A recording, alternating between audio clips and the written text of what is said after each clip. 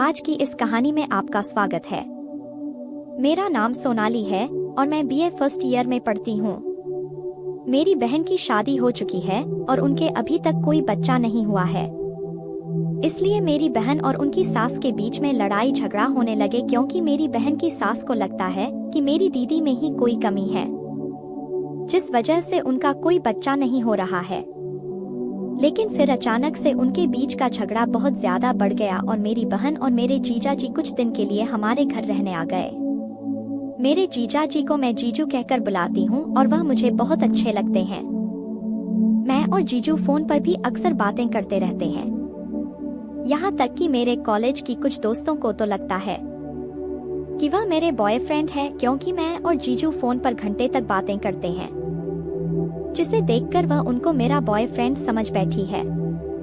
लेकिन अब धीरे धीरे मेरे और जीजू के बीच का रिश्ता भी ज्यादा आगे बढ़ने लगा है।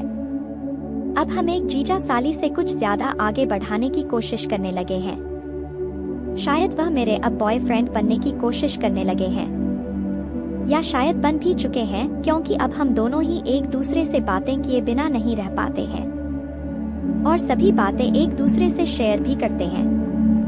लेकिन हम दोनों एक दूसरे से खुलकर अपने प्यार का इजहार नहीं किया है कि हमारे रिश्ते का कोई भविष्य नहीं है।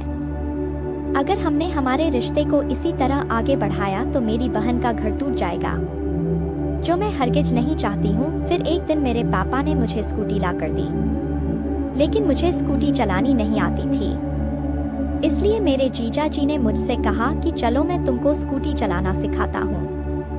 उसके बाद में और जीजा जी स्कूटी लेकर सीखने के लिए ग्राउंड पर चले गए।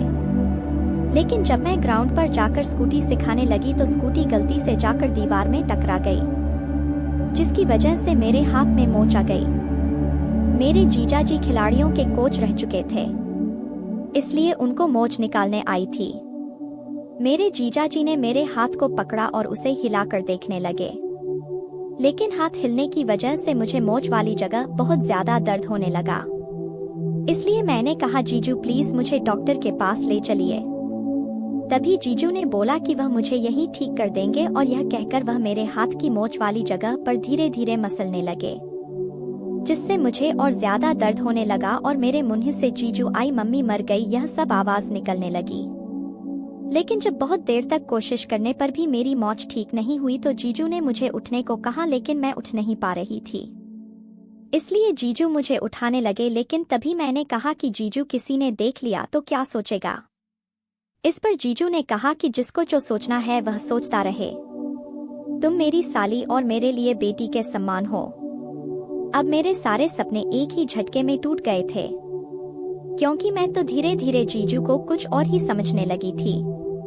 मुझे जीजू की यह बात सुनकर बहुत दुख हुआ और मैंने उसे दिन के बाद उनसे बात करना भी बंद कर दिया।